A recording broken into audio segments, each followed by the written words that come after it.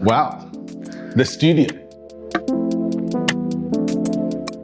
My name is Kayode Bola. I feel at the heart of it, I'm a creative, but I'm currently in my role, I'm the European Partnerships Director at Hypebeast. My role is responsible for bringing unique brands in the world and to help them really connect to our audience. I think that's the vital role of what we're doing, is to really promote and surface interesting niche stories that are happening around the world and let them be known to our global audience. My creativity today is rooted in, I'd say, culture. In today's day and age where everything is so accessible, we're seeing this collision of cultures, and I live in the crossover. I really see myself as a generalist who loves sport, loves football, loves the F1, loves fashion, loves music. And I think that's what sparks my creativity at the moment. And I really think it's interesting to be able to find these pockets of crossover and really experiment with creativity in that space, because that's where I see magic happening. You know, when you have a great example of the Marty Supreme rollout for the new film, and they started talking about this jacket, and then suddenly they were doing pop-ups of this jacket around the world, and you saw kids lining up all night long just to get hold of this one fashion piece that was connected to a movie title. That is culture. That is really, really this interesting pocket of space. And for me as a kid growing up, being inspired by your heroes, like your sporting heroes like Thierry Henry, Patrick Vieira, all the way through to Michael Jackson, Drake, you've got all these kind of like 50 Cent, I can't forget him. All these people you grew up who are kind of like your cultural heroes. You saw them constantly cross over into these different spaces. And I think that, you know, growing up in London, being around this kind of like melting pot of like interesting stories, foods, sounds, sights, all happening at once. I just really want to be that person to take all of this and see how we can continue just to inspire and create new stories that my younger self will be like, yeah, that's pretty cool. I grew up wanting to be a footballer. That was my dream, and I played to a really high level. I had a few injuries and I was a little bit unlucky, but I was young enough and I was smart enough to be able to go to university and really think about, outside of just sport, what really gets me going. I really need to be engaged with whatever I'm doing. I'm very purpose-driven in terms of life. I've got an approach to life that I know that it's not guaranteed. So at least our time that we have, let's do things that fuel us. Let's do things that inspire others. And so I thought, hey, I love fashion, I love clothes, and I'd love to explore like what that industry looks like. And I remember I was at university and I started a fashion brand with my high school friend. And we were selling caps. And then I got a phone call one day from 50 Cent, who said, look, I'm performing in a festival in Portsmouth, and I've seen some of your caps. Come down and we'll see what we can do. So I was doing my final exams at university, and I just said, okay, I'm gonna get in my car, I'm gonna drive down to Portsmouth. And then me and my friend, we met with 50's manager at the time, who was doing all of his live tours. And then we went backstage and we presented him like every single cap that we had. And he loved them and he wore it on stage for that festival, and then he wore it throughout his tour. But that was the kind of like light bulb moment of me saying, hey, and I was doing a finance degree at the time. There's something about being part of like this popular culture, creating things, creating something from scratch and seeing it being worn or seeing people talk about it, that really fueled me. And so I was like, hey, I really want to explore this even more. Yeah, people talk about the trifecta, fashion, music and sport. I think I sit somewhere in the middle there.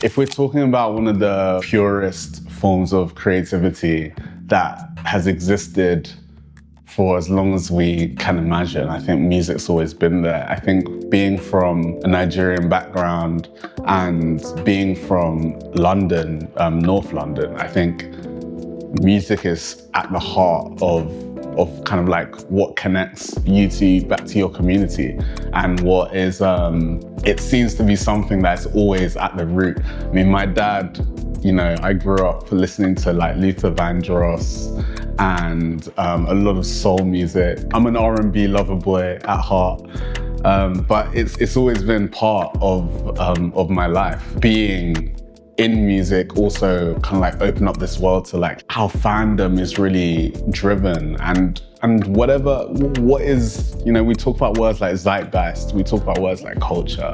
What is it about music and artists and that whole world that they build around that is just like so fascinating to me?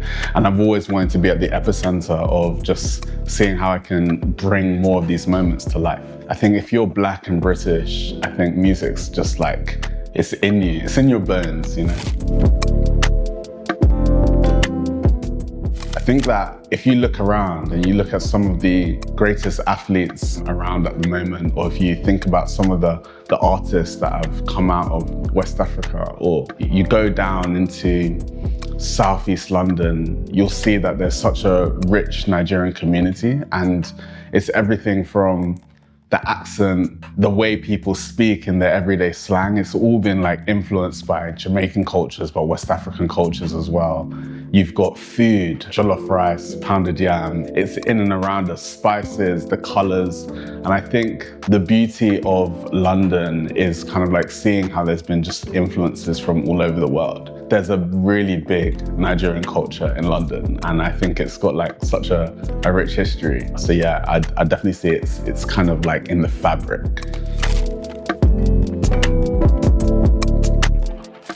I don't think AI fuels my creativity. I think that it is a tool that allows me to be more creative. So I'd never offload AI to create something for me, but I might use it as something to speed up the process. Whether it's a social media short form video and you're brainstorming hooks because you know that there's like a really interesting story to be told, you can have that conversation with AI.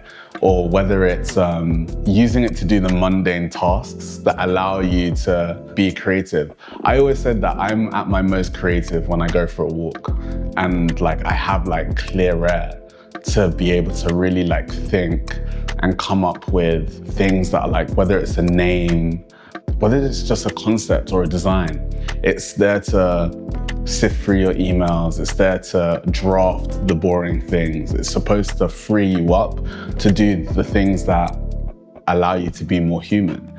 The premise of the question, how do you use AI to be creative? I think it's probably wrong, right? I think it's more about how does AI free you up to be more, to be creative, to do the things that really fuel us.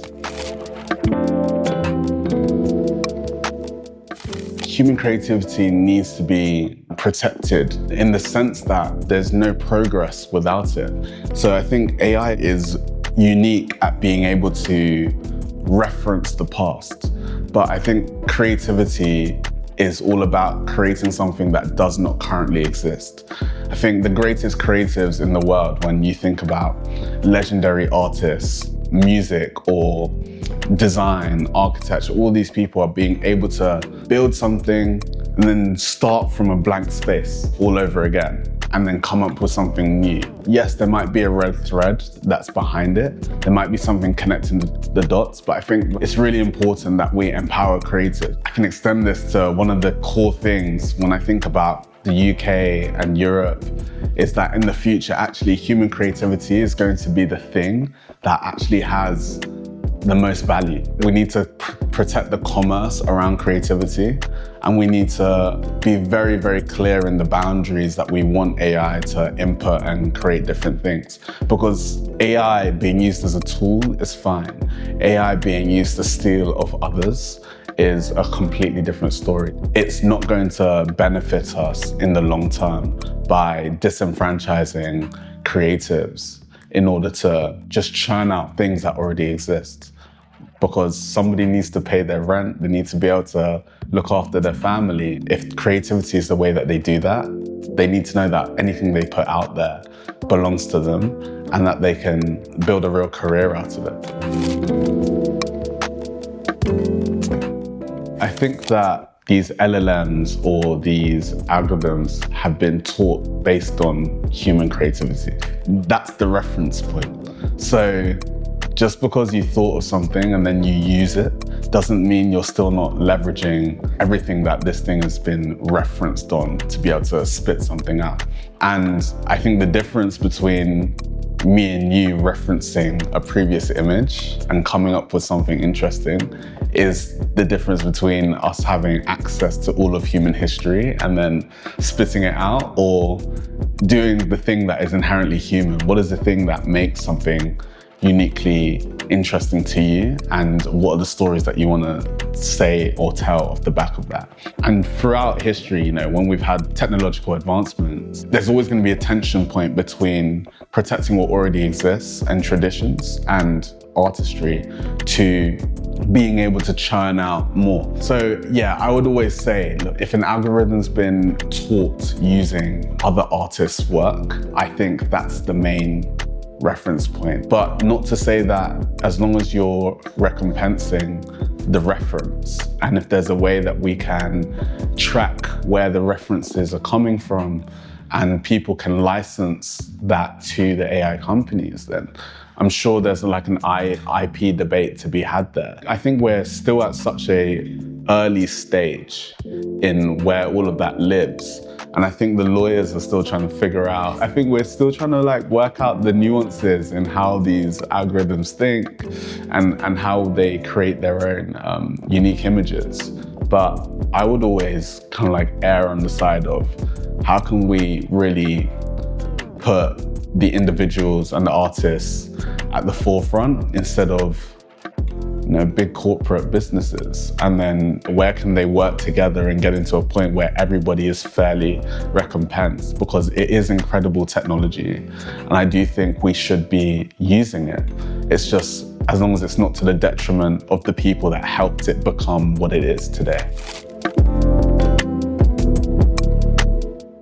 I think we need to find a balance between, we should always move faster and then look back at how we could have done things better, because I think that's how new things are born. It's inherently disruptive to crash forward and then look back and say, hey, there's learnings there. I just think we have to be a lot faster at probably regulating. We have to be a lot faster at fixing those decisions. But I think the worst thing that we could do is just to put a full stop and say we can't. I don't think it's right to fully ban people using these tools when, hey, actually, when I think about it from almost like a young kid and creative in Nigeria or a different country that might not have the same access to resources that I did, the use of some of these tools could really democratize creativity to an extent. Just we need to strike a balance. AI is doing so many things at once and it's really fast. It's democratizing access to information. So many people would never know anything about personal finance. They'd never know anything about art history. We're looking at fashion at the moment and the archives and having access and stories to that archive. None of this would necessarily be as accessible, and human creativity is still the pinnacle of beautiful content, intentionality, storytelling. AI is not quite grasping the same nuance that you can get from really seeing a beautiful ad with real people and real stories to be told. But not to say that in the future, AI can't enable us to create better things quicker and more intentionally. Right now, image generation is really good for references. So when we're mood board, something that would have taken, a week, we can kind of do in a really vivid way before we go into a shoot using image generation. However, we would never use that image generation as an out-of-home ad. And I think that's the difference. And I think my last point on all of this is that we're always going to have a tension point between capital intentions and reducing bottom line and speed of things being released to the inherent beauty and the kind of like chaos and mistakes, but also the way that it can really resonate and feel relevant to someone when there's been humans from start to finish in the product execution and creation of anything that's happening. Sometimes if we prioritize capital over, you know, the general like creation via human hands and human minds, then we'll get into a place where we slip into a really dangerous place where we're not empowering the next generation of creatives and we're taking away real opportunities to create good work. My feeling is similar to my feeling between watching like reality TV and a film. Have you guys seen the content on TikTok recently where it's like these fruits that are like cheating on each other? It's completely AI generated content that's getting millions of views. Really, really random stuff. Really, really bad. But there's something addictive about watching these like 30-second clips of these like short reality TV stories about fruit. It's bad, it's rubbish. Like you see that and you're like, oh, but it's kind of like junk food versus like sitting down and having a fine dining meal. I don't really get a lot from AI content because it lacks the beauty. Something hand drawn or hand painted is never gonna match up. It will always be better than watching something that's been completely done digitally. It's just a feeling, there's texture, there's story, there's context behind it. When something is so like fast, it lacks the content and intention that the artist has for us. So I would always say there's a place for junk food. There's a place for like really fast, trashy content that, hey, it's there, that's where it lives, but it'll never move me. I'll never be able to tell you how that AI ad affected me and I remembered that story, especially in the world of like advertising and TV and film and also fashion. And I think time is a really unique thing that comes behind it, because when you sit down and take time to make something, for some reason it translates. For some reason, like the purpose is a bit more real. You want it to last a long time because it took so long to make.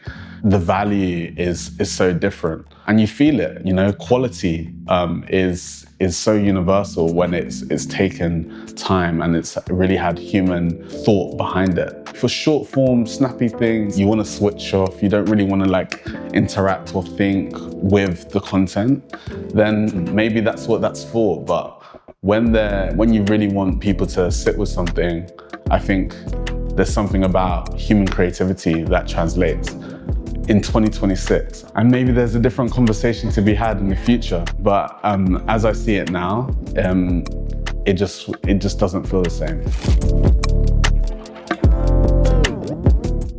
Trust is at an all-time low. We're almost moving into this like post-truth and this post-trust world, because where the lines are blurring between reality and things that are just created from thin air. So I would say that you have to be very explicit in what is AI, and you should tell the audience. When you lose trust, sometimes you'll never get that trust back. When I see a younger generation that is born into a world where, you know, you cannot tell what's real and what is fake, I think that there's going to be a premium attached to reality, and that's going to be so important because there's going to be a lot of bad actors and there's going to be a lot of people that are enticed by taking the shortcut route and not telling people that this is fake or this is AI. And actually, I think that there's going to be a boom in human interaction, human reality, that I think is going to be really, really valuable for a lot of people. When it comes to review-based content, being able to say that this was done and this has been experienced by another person is going to be super valuable moving forward. I can't see a world in which it isn't. Because yeah, it's human nature to want to know that what somebody else's experience is. And that's what stories are. So yeah, I think it's going to be a really interesting kind of like world where when everything is kind of like real and fake all at the same time. Yeah, I think we're going to really want to have that human stamp of approval. One of my favorite brands right now that feels human is Nothing Technology. I think it's really smart for technology companies to come across human. Like there's a juxtaposition there that needs to be met, because ironically, as much as we care about how good a piece of tech is, how many megapixels a camera has, what's the frame rate, what's the battery life, we buy things based on emotion, and we buy things based on the lifestyle. Does it fit within our world? I think Nothing is world building so well at the moment. They sponsored a Fashion Week watch party. They've done DJ live streams, and I think they embrace that whole world. I think the whole design motif and being like vintage tech with the dots and working with people like Teenage Engineering, it's just really human and tertiary, even though they have a very advanced product. So being able to, translate these things and lean into nostalgia, lean into really interesting technological things that just inherently feel human. We all saw a certain soda brand release a big AI advert that felt like, hold on, that's kind of crazy. It didn't feel like it was done in its best faith, and it didn't feel like it was done in a tasteful way. The way that actually, if you're going to use AI, there's some ways that you can use it, and you can work with the creatives that are at the forefront of doing really interesting stuff with AI. But it felt like it was straight out of a corporate boardroom. And it felt very sloppy. That word slop is kind of like the word right now. I think that's a really dangerous thing. So I think it just made you go, they represent where that is going. It felt like an efficiency thing rather than an intentional decision. At the same time, Zara used AI in a really interesting way in which you can upload a full avatar of yourself. And then as you're scrolling through the website, your avatar can be trying on the clothes, and it's based on yourself. It's interesting. It's not an advert, but it might be a halfway point. So I think everyone's trying to figure out, where's the audience going to be okay, and where do we lose them? It's a hard thing for people to navigate at the moment. The smart thing to do is to use it to get you to the point where you can really promote the human stories. I think that's ultimately where AI belongs. It should never necessarily take over this place of a photographer. I don't think it should necessarily take over the place of the creator. That's a barrier that I think always belongs to human creativity. Today, I guess I always have to reference today, that's where we are.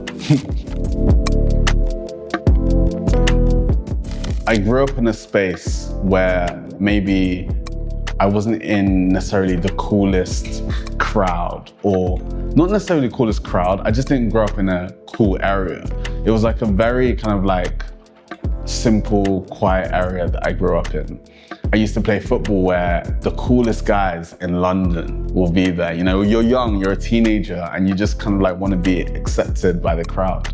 And I remember one day I was shopping with my dad. I needed some new trainers. So sneakers is always like at the heart of it, I guess. And I went to the shop and they had these high top Air Forces, white with a bright yellow tick.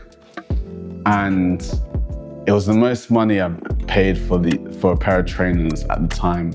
Today it's pretty cheap, but it's the most money I paid, and I put these on. I walked into the changing room, and the whole changing room was like, whoa, what are those? Those are amazing, Kay. And I'm like, I felt like the guy. And for that split second, I realized that actually you can really express yourself through what you wear. It's a social handshake. Be seen, feel seen, to suddenly feel like very much part of like the culture that you love.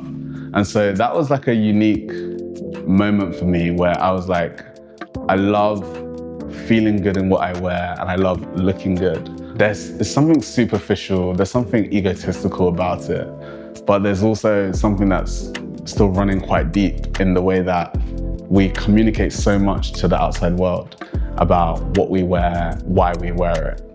And today, like, I have a whole different mantra to why I wear something to what I did back then. But I think that was my first kind of like foray into loving and choosing, you know, it's exercising your own autonomy. Like, I want those shoes, and getting feedback from the outside world that they look good. I think that was amazing. And today I'm in search of like my uniform, your personal style, you know. I want to wear like really good clothes that last a long time, that feel comfortable, because we work all day. I want to be able to wear it from morning till night, and I want it to feel inherently part of like myself. So that's an element of like going from that 12, 13-year-old kid to now being kind of like entering my 30s is all about like, how do I still capture that moment of feeling seen, but also how do I celebrate knowing myself more today and wearing stuff that feels good and looks good. Because my dad worked in finance, I initially studied economics and finance at university. A large part of me also is, you know, I'm pretty political. I love understanding how the world works, why it works. I think if I was to go back, I'd almost be a sociologist, because people is also like a part of it. The semiotics of the world. Why do we do these things? How does culture move? And how economics is tied to that as well, I find really interesting. I had this kind of like breakthrough moment of really wanting to navigate my way through the world on my terms, and also doing things that ultimately get me up out of bed in the morning. And I think there's something powerful about working and earning in like a city like London, but being able to say that I'm working for Hypebeast or a Universal Music Group. I'm working with all these like really unique brands. And ultimately what we're doing constantly is trying to figure out what moves people, how can we deliver value back to people, and how do we make people care? We are the arbiters of what is cool. We're constantly working with brands to bring that to life a little bit more. I guess as a young person, I conformed a lot more what my parents would have liked. But growing up, there's also something really nice in the fact that I followed my own path in the end. And I think every parent ultimately wants to see their child follow that path, step out into the world and do the thing that you feel like you're meant to do. I'm in a consistent search of what is the thing that drives me, and chasing that relentlessly, whilst also appreciating we live in a world where you have bills to pay. We have to be able to earn through your passions, I think, is the ultimate dream. I don't think any technology at the moment probably does. We live in an inherently unfair system, but hopefully the more that we're seeing and the more opportunities that it unlocks, and the more that we get it in the hands of the people, of everybody, because it's not just about that. It's not necessarily race-based either. It might be class-based, like how are working class people using these bits of technology versus middle or upper class? And I think that's a big question that we have to say, especially in the UK. I think disenfranchised people come in all sorts of shapes and sizes, and I think there's a class thing that's at play here. It definitely probably doesn't fully represent, but how can we bring it into that space a little bit more is going to be super important for the future. But at the same time, you know, we can talk about AI, but we can also extend that conversation to right now. If I look at all of the like creative CEOs, if I look at brand leaders at the moment, there's probably a bit of an equality issue at play here. whether it's gender, race, class, all of these things. So I think that's a wider societal kind of like tension point that is being solved, but we've got so far to go. We need to do more in that space. That's a big part of my personal mission as well. How can I unlock these spaces and also empower others to take similar steps to myself, to be at the table making decisions and bringing inclusion of all types of different people into those spaces, because we can only become richer for it. And that's not in a monetary sense, it's just in a spiritual sense. Thank you so much. That was fun.